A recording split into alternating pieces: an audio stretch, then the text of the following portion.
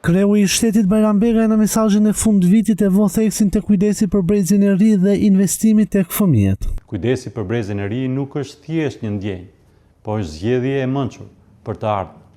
Investimi te fëmijët dhe të rinjt tanë është gur themeli i Shqipërisë europiane që aspirojmë.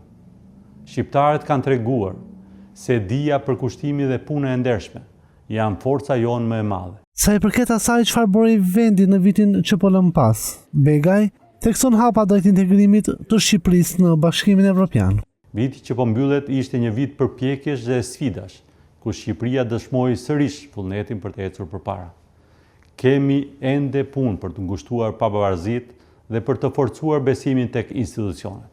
Forcuam rolin tonë ndërkombëtar dhe hollëm hapa konkret drejt Bashkimit Evropian. Kemi shënuar progres në forcimin e shtetit së drejtës, në luftën kundër korrupsionit dhe krimit të organizuar dhe në pavarësinë e sistemit të drejtësisë. Presidenti i Republikës bën thirrje për bashkëpunim për interesat tona mbar kombëtare. Interesi kombëtar dhe dialogu duhet të udhëheqin veprimet tona për të ndërtuar një shoqëri më të drejtë dhe më të begatë. Edhe kryediplomatja Alisa Spiropalli në urimin e saj e vë theksin tek integrimi evropian dhe çelja e të gjithë kapitujve në vitin 2025.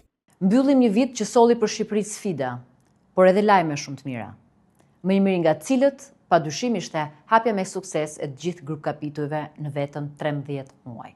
Shqipëria është sot vendi kandidat që ecën më shpejt dhe më vendosmërisht drejt familjes tonë natyrale europiane. Dhe vrapi ynë drejt Europës nuk matet më me nëse, por me kur. Spiropalli thekson se 2026 do të jetë viti kur nis dhe mbytja e kapitujve të integrimit evropian, një ndër fazat më të rëndësishme të anëtarësimit të vendit në Union.